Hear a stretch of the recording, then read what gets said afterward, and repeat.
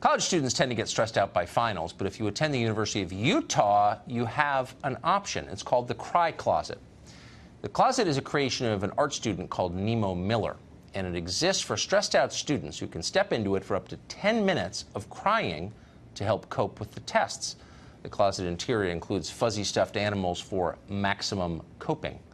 The question is it time to go national with this? Weeping wardrobes erected across this fragile country. Only one woman can make the case for that, and she is, of course, Kathy Aru, the founding publisher of Catalina Magazine and our Liberal Sherpa. Kathy, it's great to see you tonight. Hey, good to see you. At first glance, it seems a little confusing because college, of course, is the least stressful place there is. I mean, it's already stressful? A yoga ritual. Well, sure. I mean, you go to class for 2 hours a week and get drunk the rest of the time. Oh, come on. That's Why not are college everyone's students crying? experience.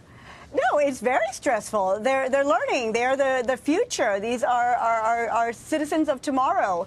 And they're learning as much as they can. They're as stressed as can be, so they need psychological health.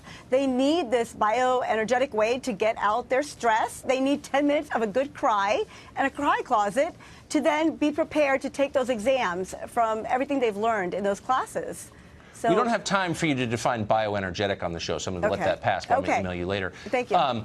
But does this suggest something maybe about the fragility of their mental health? I mean, if you're so stressed about taking some dumb test at some dumb school, doesn't that mean that you're kind of on the edge of a breakdown? Well, no, don't we all need a good old-fashioned cry? This is all it's saying. This is an old-fashioned remedy to a modern-day problem. It's just about crying, 10 minutes of crying. Everyone needs a stress ball. Many people own stress balls, so this is just an interpretation of a giant stress ball. So let's say we had a war. Let's say, I don't know, pick a country, China, challenged us in some way where we had to mobilize a large number of Americans to defend the homeland. Okay. But everyone's crying. Would anybody be left to fight the war? I mean, can you really defend a country if you're encouraging kids to cry about final exams? Well, this is about psychological health. So if everyone takes a moment aside to just center themselves, ground themselves, have a cry maybe for 2-3 minutes, and then go fight that war, I'm sure the war would be won with people in such a great state of mind. Could you take a break conceivably between battles to cry? Well, I think the break would probably have to be done before the battle, but they would be in the right mindset before that battle that they would win that battle. So I think that's what this whole closet is about, the cry closet. It's about getting that right state of mind. So, yeah.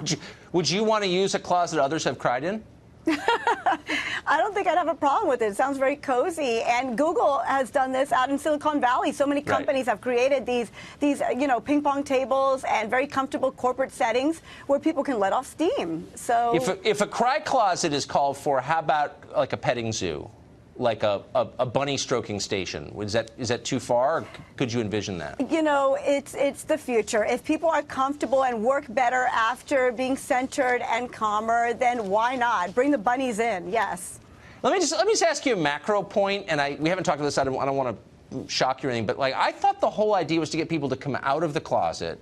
But here you're looking right in the camera and saying, people go back in the closet. Do you as a progressive feel good about that? Go in for 10 minutes and get that cry so that you can come out confidently and feel good. I mean, you might want to go into that cry closet right before show and, have a great show afterwards. I mean, I know this is like television, you don't want to be too honest, but let's try to push the level of honesty. I'm always honest with you. If you knew a man who you thought, I could date that man or marry that man, I find that man attractive, and he said, I'm sorry, I just got to take a quick break and go cry in a closet while squeezing a stuffed animal, that would kind of wreck the deal for you, wouldn't it, honestly? I think he would probably say, I'm going to go center myself so that I can be a stronger, better person for you. Yeah, I would love that person. I think that's great. I think that's healthy. Who doesn't want to be with the healthy person? But part of you would look on contemptuously and say, you weepy little freak, stop crying. Right? I would say, what a strong person who understands themselves or herself or whatever pronoun that person wishes to call themselves. I don't believe you. I don't believe you for a second. Yeah. I think you'd want to think that just as a good progressive. You would think this is wholesome. This is consistent with my ideology. No, but on a gut level, you would say, stop whimpering. Every place has a cry closet. Every place has a safe place. I mean, cry closets can be the bathroom right now at many companies. Everyone needs a good cry closet. It's an old-fashioned way of letting out stress and relieving tension. Yep. I'm going to leave it there. Okay. Kathy Aru, the Liberal Sherpa, great to see you. Thank you. Good to see you.